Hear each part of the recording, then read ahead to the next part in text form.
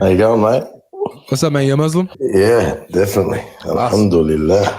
How you going? What's your problem with Islam? That Paul is more reliable than Muhammad. Do you believe in Paul as your prophet or something? Yeah. So Paul's a prophet. It said Paul's a prophet. You yourself, or does that come from someone else? Well, he received revelation from God. He performed miracles and prophesied, and Paul was sent as a messenger. Miracles. Paul performed miracles. Yeah. What miracle did Paul perform? He healed a paralyzed kid. He healed a paralyzed kid. Yeah, or man. Sorry, he healed a paralyzed man. So where in the Bible does it say Paul healed a paralyzed kid? Acts chapter 14. The Bible that Paul read. No, Luke wrote this. And isn't that according to Luke, written by Paul? No, Luke is a different person from Paul, my brother. That's just fair enough. You believe in the Bible, we don't. So the Bible's irrelevant to me. Why? So how do you get Paul to be a prophet when he unalived the early Christians? Well, and persecuted them. Yeah, he changed his ways because of the revelation that came to him. Because of the revelation that came to him, he stopped persecuting Christians and became a Christian and started preaching the message of Jesus. Was he not going against the message of Jesus according to Jesus' brothers? He was going against the message of Jesus before he became a Christian. Once he became a Christian, he was preaching the message of Jesus. Do you think Paul's above Jesus? No, Jesus is on another level. He's the Lord. So like Jesus is greater than Abraham, Moses, obviously Muhammad. Wasn't Jesus a man approved by Lord? Isn't Jesus a man approved by Lord? Yeah. So how does it make him Lord if he's being approved by Lord? He's being approved by God the Father, and he's the Lord. He's the ruler of heaven and earth. So he approved of himself? I just said the Father, brother. So the Father. So just to be clear, because I don't want us to get too carried away off subject. But just to be clear, through the foundations of I know, Dara. I just want to get through the please. Yeah. So what's up? So you have Paul, who used to persecute the Christians, and after he became a messenger, he became a Christian and actually took care of them and preached to them and helped them. Muhammad, he wasn't persecuting Jews or Christians before his revelation, but after his revelation, he began to persecute the Jews and Christians. So why do you believe that Muhammad's a prophet? Correct. There's no record of that. Yeah, in chapter 9, verse 29, he gives the command to fight the Jews and Christians and make them pay the jizya. That's not Prophet Muhammad. It isn't? So Muhammad didn't give the order to write the Quran? No, Muhammad didn't write the Quran. I didn't say Muhammad wrote it, but Muhammad's reciting it, right? No, but you said he said it. Yeah. The Quran's is the Creator's words, not. Well, I don't believe that. I don't believe that. But we both agree that you don't have to believe that. I know. We both agree, Dara, that Muhammad was reciting the verse, right? Yeah, that was revealed to him. So Muhammad did say it. So Muhammad did say it, correct? I say it. I read the Quran. So Muhammad said in chapter 9, verse 29, to go and fight the people of the book, the Jews and Christians, until they pay the jizya and feel themselves subdued, simply because they don't believe. So yeah, that was because he didn't want to, and the Creator was telling him, "No, you are." No, he did want to. He did want to. It wasn't a time of war. The Christians wasn't warring. He's not saying it. When I read it, it's not me saying it. So why do you still believe he's a prophet when he goes out and gives the command to persecute the Jews and Christians? Because of his prophecies, they've all come true. Prophets give prophecies. So because he's a prophet, it's okay for him to persecute the Jews and Christians? No, he's a prophet, full stop. And he's been tried and tested as a prophet. Okay, so it looks like persecution is not what makes someone a true prophet or not. Whoops. Oh, what happened there, mate? What happened? Sorry, hold on. It's my wife. So anyway, hold on. Hey, sweetheart. Hang on. Why you got unknown numbers with your wife calling? All right, I don't want to get sidetracked. Let's just go back to Paul. Before Paul, hold on, Dara. Excuse me. Sorry, Dara. Sorry, excuse me. Sorry, what's up? It's okay. I'm the host of the show, so I direct where we go here. So I just want to make sure that we highlight. At first, you brought up persecution as a problem for Paul. When I bring up persecution as a problem for Muhammad, you're like, wasn't a problem for you're Paul. Like, or no, he's a prophet, so he could do that. Okay, fine.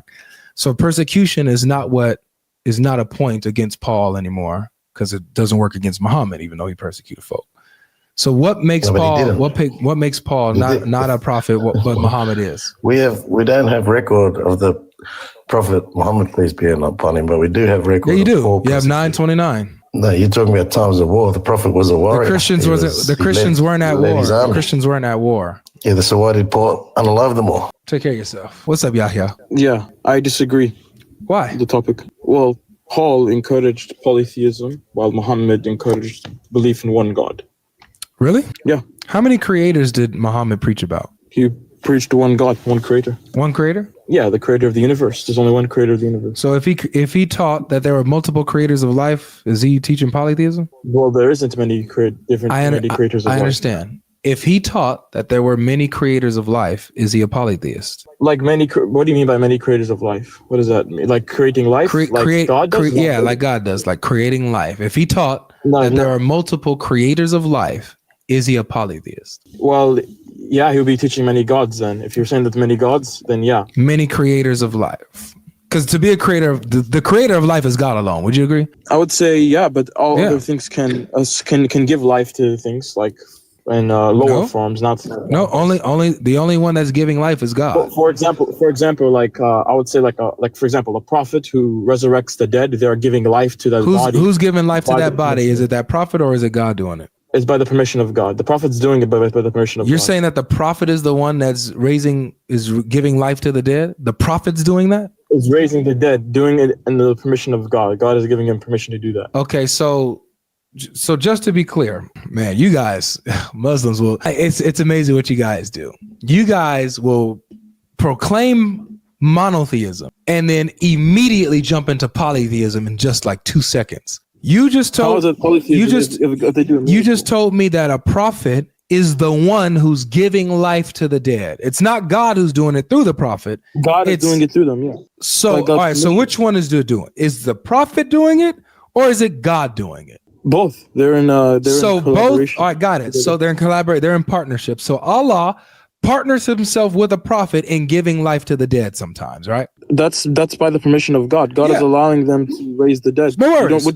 By the permission of Allah, hold on. By the permission of Allah, he partners himself with another in giving life to the dead, right? No, he's not. He's giving the permission to raise the dead. For example, would you say that in your paradigm? I'm sorry. The reason why I'm not allowing you to, I know you are because you're running from the question that I just asked you. Well, I want to ask a clarifying question on your paradigm. The only clarifying question is the question that I asked you, brother. That's the only clarifying question that's on the table right now. Is this a dialogue or you can't answer my question? It's a dialogue that you showing you can't answer my question. I'm asking you, and you're clear. But in asking me, you're not answering the question that I proposed to you. You're jumping away to something else. I'll answer the question, but you're going to answer the question first, and then maybe jump to something else. That's just how this works, my brother. You said that Allah collaborates Himself with the prophet in raising the dead. You said that, right? The prophet works with the grace which Allah bestows. So did you or did you not say out of your mouth that God collaborates with the prophet? Didn't you say that? No, the prophet works in the will of God. Wait, you didn't say that? So what I meant by that was that the prophet does the will of God. Did you say that? Yeah, I said what I meant by that. I'm clarifying what I meant by that. Okay. Because I don't want to strawman me. All right. So I'll ask it very nice and simple. I would have to repeat myself. Well, we'll see. Does Allah partner Himself with the prophet in raising the dead? What do you mean by partner Himself? That's ambiguous. What does that mean? To partner Himself? That He doesn't do it alone. Yeah, the prophet is doing the will of God. By partner, are you saying like worship? No. I'm saying that He doesn't do it alone. That God is not raising the dead by Himself. He's doing it with a prophet. He's doing it through the prophet. Okay, so the prophet's not doing it. It's God doing it through him. Well, of course, the prophet has a role in it. He's obeying God. So would say that the prophet obeyed God, and God did it through him. Okay, I got you.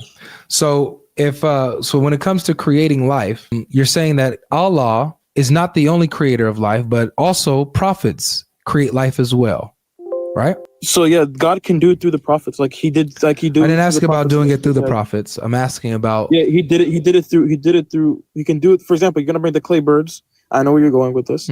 So God did it through Jesus. Yeah. Does it say that God did it through Jesus, or does it say Jesus did it? That's the proper exegesis. Does it say that Jesus did it? Where are you getting interpretation from? The Quran's plain words when he says, "I make for you." So if I go to John 17:3 and I go to the I'm sorry, Yahya. Does Jesus say, "I make for you a bird from clay," or does he say, "God is going to make for you a bird from clay through me"? Yeah. So there's proper exegesis in the Quran. So who's making the bird from clay? From the For example, in Mark 10:18, who's making the bird from clay? Stop running to the Bible. Stop running to the Bible. Reading the text, you're gonna cry. Watch your head, brother. Watch your head. Go on and get out of here. Where are you getting your interpretation from? The Quran.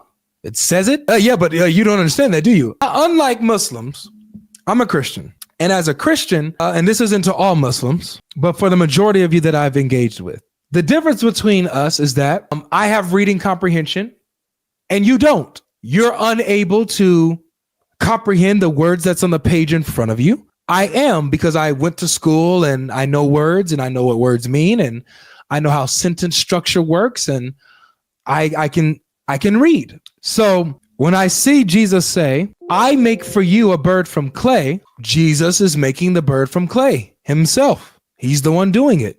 That's what he said. Oh, but you need proper exegesis of that. No, what you mean is eisegesis. You need to read into it. You don't want to take the text for what it says. You want to read into the text.